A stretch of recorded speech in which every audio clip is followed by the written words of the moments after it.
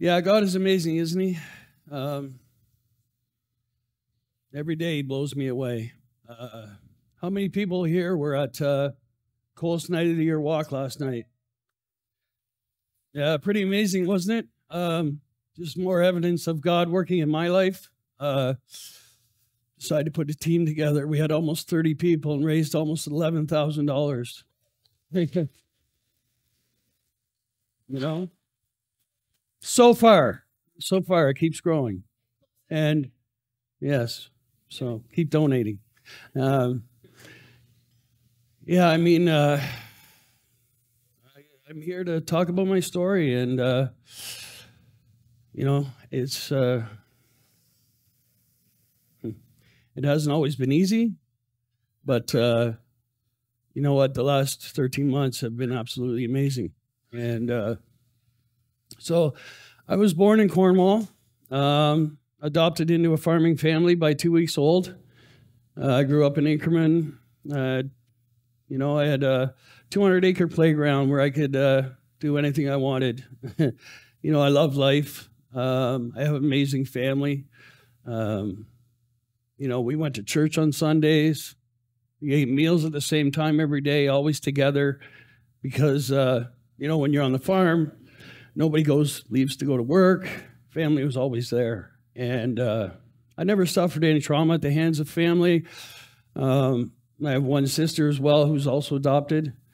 And, you know, I was this happy-go-lucky kid, never had any issues. And then around 9 years old, I was sexually abused by a friend of a family. And I share that today because there's people out there that need to talk about it. And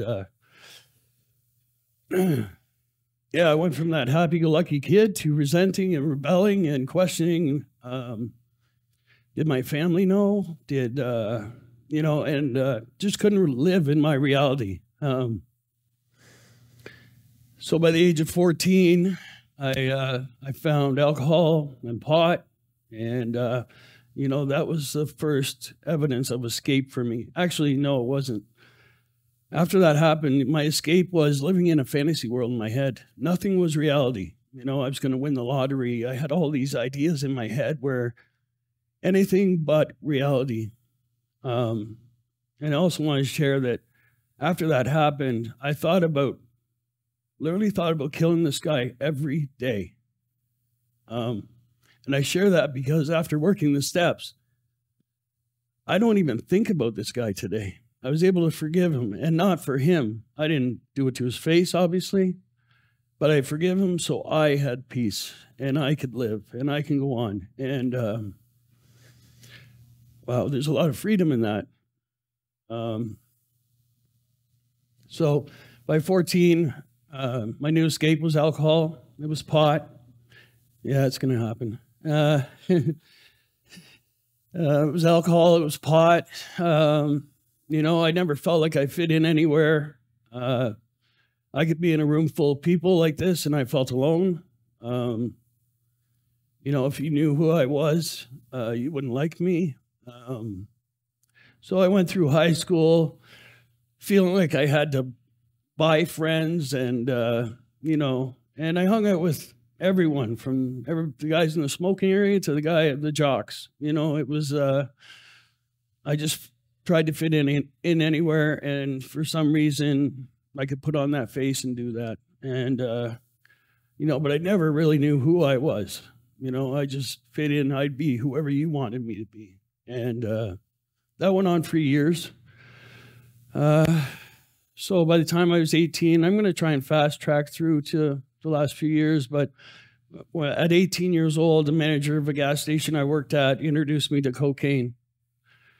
And that was my first true love. It took away everything. I could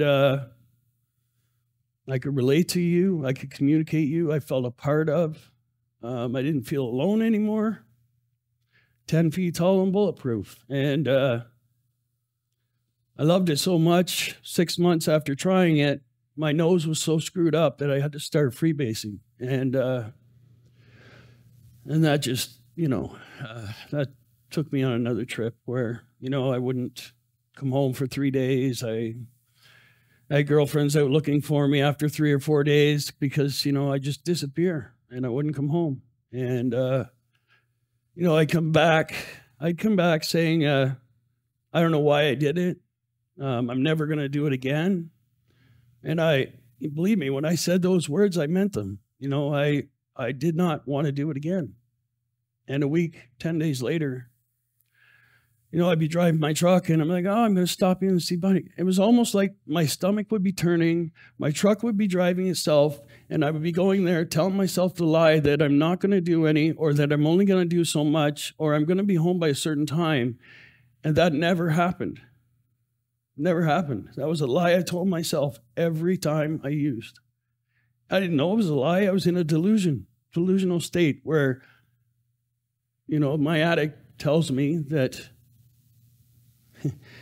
that's the way it's going to be, even though it never worked out that way. The evidence always showed the opposite. Addiction always turned me into somebody I didn't want to be. Through my 20s,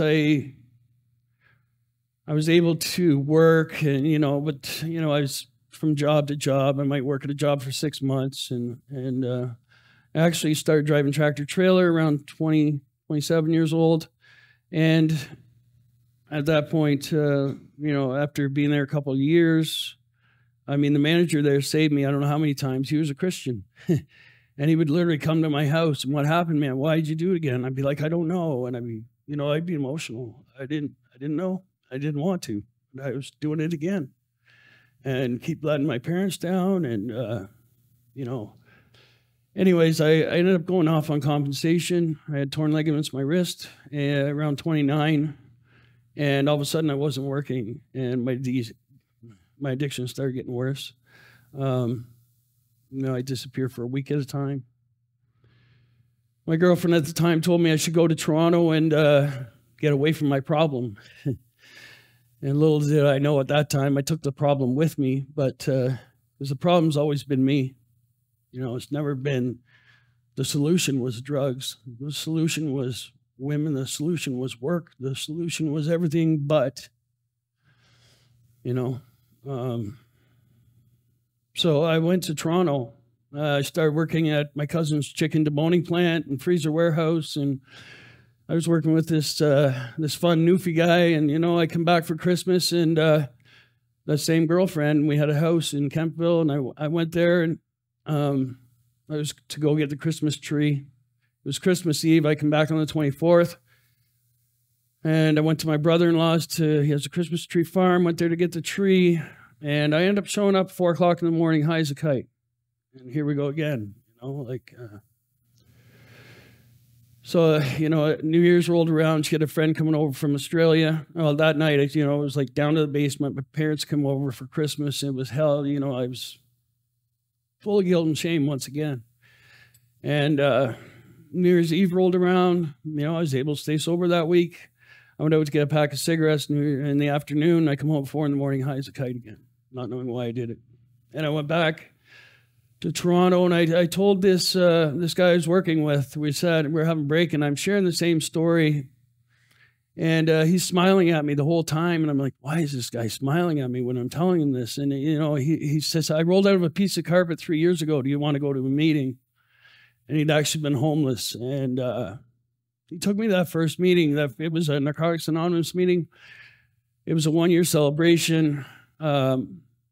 Person that told a story that night ended up being my sponsor. The person that chaired that meeting became my best friend for 15 years before he relapsed and took his own life. And I was given a basic text. And I felt like the guy who shared a story told my story. So, if I look back, God was working in my life a long time ago. But I couldn't get out of self long enough to see it. So I was going to, for the next 12 years, I went to Narcotics Anonymous meetings, some of the best years of my life. I get 22 months sober. I get 14 months. I get 8, 9 a bunch of times. But I was always chasing, it would be what relationship am I getting in? What do I have to work? What do I have to do to catch up to get my life back? And all these things. I was looking external outside myself. And they worked for a period of time until they didn't. And then I'd be high again. And, you know, my parents were getting older. And I was about 41 or 42. I thought I needed to move, you know, I'd move back here to help them. They actually helped me to get a place, you know, and but when I come back here, I didn't have the fellowship and the people I had up there. And I became isolated. I started working in Ottawa doing carpentry. Oh yeah, during those 12 years up in Toronto area, I did 3 years of architectural construction engineering. I had my own renovation company. I had some success up there, you know, and yeah, it was awesome. And so when I come back here, I had nobody. I started working construction in Ottawa, and I would literally pick up enough drugs to sell a little bit to everybody, and I'd have a half ball to myself, and I'd be up all night. I might sleep an hour or two and back into Ottawa and work and do this. That cycle went on and on and on for quite a while. I got into a couple of bad relationships because I was feeling so alone. And, you know, I think part of me was trying to play God and save women that didn't want to be saved. And I ended up in a couple of abusive relationships where you know, I've never hit a woman. I never would. But I was getting hit on a regular basis. My doors were being smashed, windows in my place. I remember coming out of Ottawa one night. I'm doing 90 kilometers an hour. I'm getting punched in the face and my truck thrown into park because I wouldn't go to the beer store at 8 o'clock in the morning. That was my reality for a while. So when one of those relationships was ending, I actually had to leave the place where I was living, and I moved into a rooming house in Chesterville above a hotel, and I was living there for a bit. And that same girl that I waited 8 months to move out of my house, and I waited 8 months because the woman that raised her said every one of her ex-boyfriends has gone to jail because of some accusation of assault or something. So I waited for her to move out on her own. And in that time, my place got destroyed. But for some reason, this girl called me, and, you know, she wanted to come visit for one night. And why I said yes, I don't know. But she came back. I was lonely again, right? She came back for that one night, and 2 weeks later, I'm going, what the hell am I doing? She's still there. And but during the time she'd left, she started IV drug using. And at that 2 weeks, at that 2 week point, I didn't know what to do anymore, and I just put my arm out and I said, hit me, and she did. That took me to a whole nother level of, man, it was absolute insanity. I ended up leaving there, going to Brockville. And then my mother passed away. What happened when my mother passed away, I was introduced to fentanyl just before that. I was with another girl. I was doing opioids. I'd never done them in my life. She was doing morphine and fentanyl, and another person I think I was trying to save at one time. I helped her get off it for a bit, and then I ended up on it. And I had died a couple times by that point using fentanyl. And the morning, so it was during COVID, the morning my mother was to be buried. There was no wake, no funeral. It was to happen at 11 o'clock in the morning. I tried staying up all night so I didn't miss it. I woke up at 1 o'clock in the afternoon. Yeah. I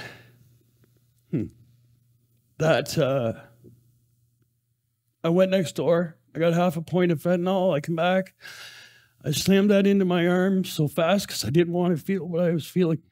And I realized nobody was in the room as I was putting it in my arm. And I thought I'd better leave that room. I took one step. I hit the floor. Somebody came in and found me. They Narcaned me, but it was such a dose that it was 5 to 6 times more than I'd ever done. And the times the stuff I was doing was killing me. So they couldn't bring me back with Narcan. There was one person in that whole building that had a phone that day, and they called 911. I woke up at 11 o'clock that night in the hospital. Still hadn't contacted my family as to why I missed my mother's burial. You know, so shortly after that happened, I got in an accident with my truck. I put my truck into a 10-foot ditch. I had an 8-foot driveway about 100 yards later doing about 90 kilometers an hour. I cleared a page wire fence. I landed 73 feet into a field. When I landed, it snapped the back tire off. And when it come down, my chin hit the steering wheel, and that's why I have this scar here today. It cracked all my teeth. And I had no way of making a living anymore. I had no vehicle to get around, and I became homeless in Brockville. Couch surfing for a bit, still addicted to fentanyl. And with fentanyl, you need that drug every day or you're dope sick, and yeah, that's not a fun experience.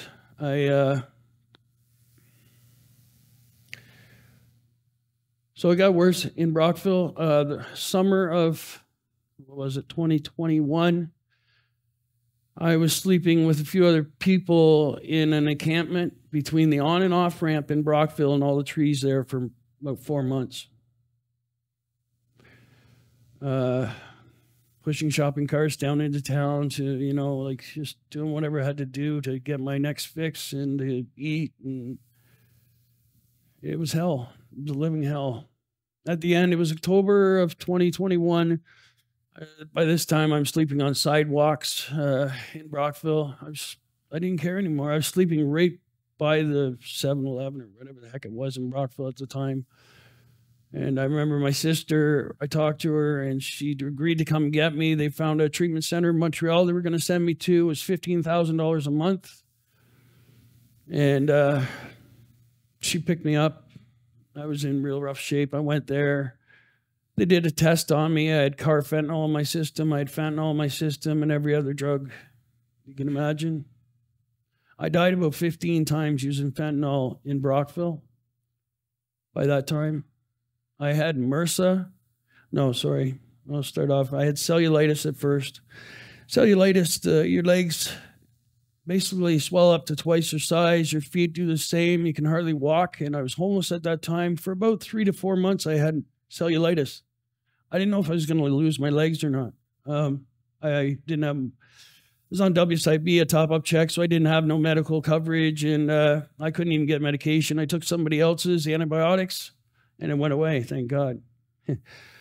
Little did I know, MRSA is a sister disease to cellulitis. A month later, my legs from the knees down broke out in huge sores, deep, big sores. And I had that for another 4 months. I had it for a month before a doctor actually gave me a script. I didn't have money to buy it. He gave me the script. I took the whole script as prescribed. A month later, it's going away. And the script ended, and 4 days later, it came back. And I had to do the whole thing again. Meanwhile, I can hardly walk. The pain was excruciating every day.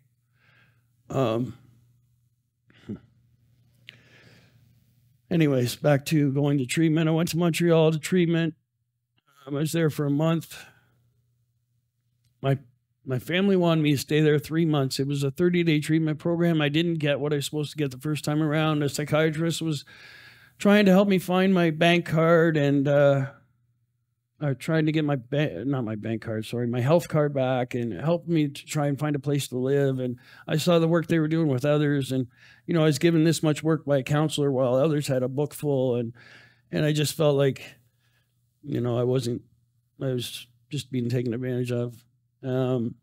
So I left there. My family said they weren't going to help me anymore if I left, and I left because I wasn't going to waste their money. And I came to Ottawa, Gladstone Transition House, and I was there for about 3 weeks, and there was a guy showing me crack every day. He was using in his room. There was supposed to be no using in the facility. And it was right at Christmas time. I was hoping to see my dad, who I hadn't seen in a while. And my sister told me I couldn't come because of COVID, and her daughter coming back from Europe from school, and didn't want to get my dad. Take a chance of me coming from communal living and possibly giving somebody COVID, so I wasn't allowed. And once again, I was really upset over it, actually. And that guy kept showing me that bag, and I didn't want to feel the way I was feeling.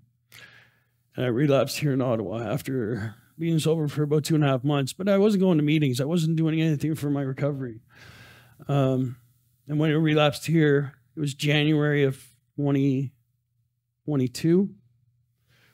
And I spent a couple of days in a rooming house in somebody else's room.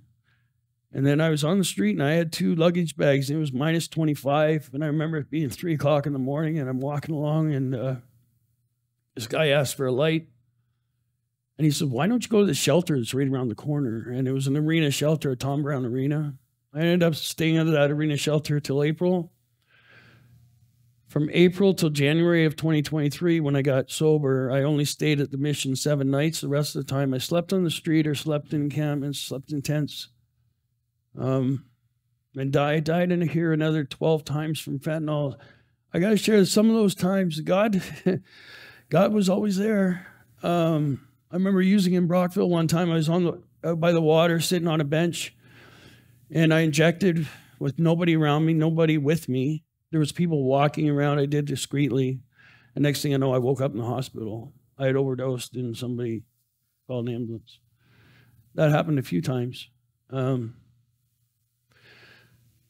So anyways, in Ottawa here, I woke up one morning during the summer, and my arm was like this, and I couldn't move it. I couldn't use it. And I thought I had a stroke while I was sleeping. And they told me I had Saturday night palsy, that I'd get use back in that arm in 6 months. So I went for 6 months. Once again, pushing shopper carts around, a complete derelict here in the city. Didn't care what people thought. I mean, I literally just stared at the ground because I couldn't look nobody in the eye. The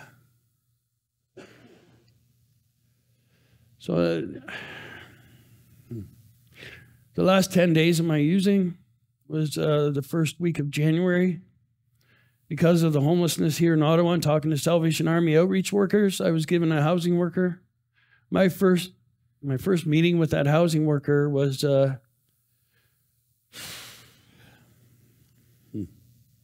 my clean day. My last 10 days on the street, I was sleeping on Rideau Street, as cold as it was last night, day and night sleeping on Rideau Street.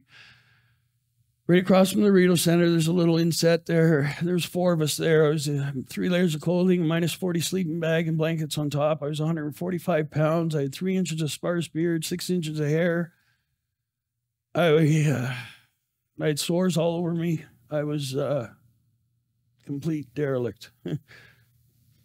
Pushing a shopping cart. Yeah, my teeth were all messed up. Because of that accident, I lost like 15 teeth in 2 years. We're going to go over today, John. Anyway, sorry. I'll try and fast it. Get a little faster. Anyways, yeah, so those are the last 10 days. I hadn't eaten 7 days. I hadn't eaten anything.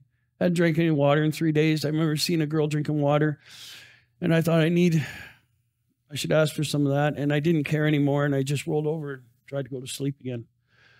I'd given up at that point. But sometime during that last week, I also said a prayer, something I hadn't done in a long, long time. I really hadn't done it much in my life at that point. And that prayer was, God, take me or save me. And because I couldn't exist like that anymore. That housing worker came and picked me up. Our first meeting, he drove me to the bank machine to see if I could get money out because the bank machine had just sucked my bank card in one day. It was gone for no reason at all. Yeah, I know the reason now, because I wasn't supposed to have money. I needed to be dope sick. I needed to get to that point of desperation where I just couldn't do it anymore. And I was there for sure. I knew I was going to die within a week if I didn't, Anyways, when we went to the bank, I looked down, I saw his phone. I didn't have a phone. I had nothing. And I asked to borrow his phone. I called my sister. She was just leaving work at General Hospital. And I said, will you come and get me? And I didn't know how she was going to answer that question. But she came and got me. I went to her house on her floor in her basement for 3 days. And then from there, I went to detox for 7 days. At detox, I couldn't even stand long enough to wait for the elevator. I had to crouch down and put my hand on the floor. I was so weak. From there, I went to Billy Buffett, stabilization. 3 weeks into there, it was 3 weeks I was at Billy Buffett's, over a month sober before I was strong enough to stand long enough to cook a meal with the guys. Paul knows that. He was there. Man. From there, I went to Jericho Road. I went there because it's a 12-step based program. It's a Christian 12-step based program. For me, I wanted the 12 steps. Little did I know that brings me into a relationship with God, right? And, just to have people around, have a bed to sleep in, have food to eat. It's almost a year to the day that I came to my first church service here. So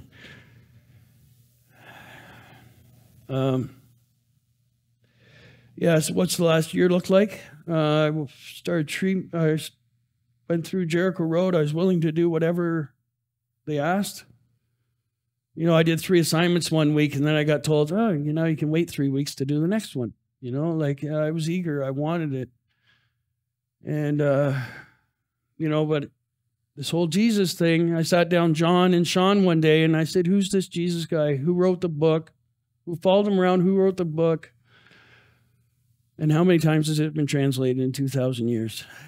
I was like, they didn't really have an answer for me. They just looked at me like, this guy is screwed, I think. I don't know. But you know what? I really started seeing the evidence of God in my life. I got all my teeth removed while I was at Jericho, got dentures. I got treated for Hep C. The doctor told me, you'll never have to tell a doctor that you have a liver problem. How does that happen after what I put myself through? I went to Christian's men's retreat with some guys from Jericho, and that was life-changing. That was life-changing. I usually share this part of the story, but he's usually not in the room. There's triads where you meet up with 3 people and the person who's been there years before, and we do these exercises and share our stories and stuff. And by the end of that, this person got up and told his story, and I'd known him for 2 days. He told me to stand up in front of 60 people and said, told everybody that we're gonna be friends for life. And at that time, I didn't know what that looked like, but it's come to fruition. I haven't chased down anything. I graduated Jericho at 7.5 months, and I was hoping to get a vehicle, and all of a sudden, WSIB put $3,700 in my account because of screw-ups they made over cost of living increases in the past few years. So I got a vehicle. 3 weeks later, I wrote that vehicle off. I rear-ended somebody, and I called my friend, and I'm talking to him about it, and he's like, I guess I'm flipping this Dodge Journey for a reason. And, there was nothing on paper, and he said, I can't afford the insurance. I got you. And, I ended up getting a place to live. I had to tell these people that I was homeless, and that, they asked me, they said, and it's on Marina Drive in Manitic, right on the water. I go there, I'm thinking I'm not going to get this. And I go in, and I have to tell them I have a housing worker, and they're going to pay half my rent and all this sort of thing. And they're like, well, was drugs involved? And I was like, yeah, drugs were involved. But, I was able to tell them that now I had an outreach, go out to the homeless, and I now work at Jericho on Sundays. And they say, oh, we'd like to hear that. And at the end of it, I got the place for $400 less than what they were asking, no last month's rent, on a handshake. And I didn't even have a full-time job. Thanks, God. It's just like, I didn't know what I was going to do for work. I didn't work the whole first year of my recovery because that's what I always did in the past, and it never worked. I always chased work, I chased relationships, and I chased all these external things. And today, I'm doing my best to chase God.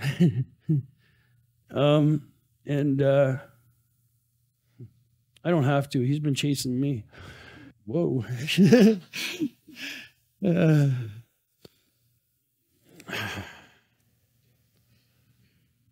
Yeah, I mean, the whole outreach. Should I? The whole outreach. You good? Okay.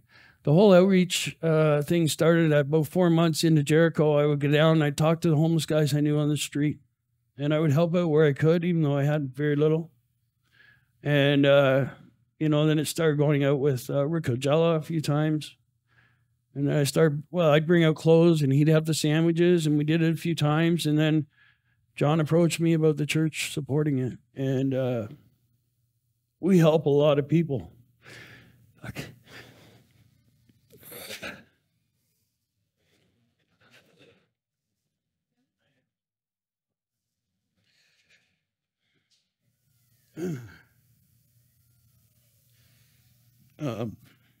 I know what it's like to be out there and have absolutely nobody or nothing, and what it means to have somebody talk to you and give you a sandwich, give you some clothes, make your day that much just a little bit better.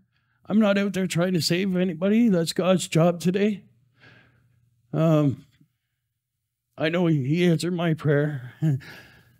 He saved me so I can go back and try and help others. And I'm blown away every day by the life I have today and the people in my life and the gifts that just keep coming as long as I stay obedient, which is, I said this the other day, that sounds weird coming out of my mouth, but it's true. It's so true. I used to, when I get done speaking, there's usually some shame there as to where my addiction took me. Where I used to think I allowed my addiction to take me, but the difference is I don't have a choice. Addiction chooses for me. And today I have a choice. I have a choice to do the next right thing, especially when I don't want to. I have a choice to help somebody when they ask. I have a choice to make those sandwiches and go out to the street. And you know what? There's nothing more fulfilling than when I go out there and I see these guys and I help them out. And I got a guy running up to me that I slept in a tent with saying, I want what you got. I've taken guys to meetings from out there. I've talked to guys, mothers who are on the street. I don't know what kind of an impact I'm making, but I know I've been able to help a few people, and all you people have helped me do that. God working through all of us. And I need to remember every day that I didn't get myself here. God got me here. Every day I have to remember that, because if I don't, my ego's going to blow up, and I'm going to be right back there sleeping on the sidewalk.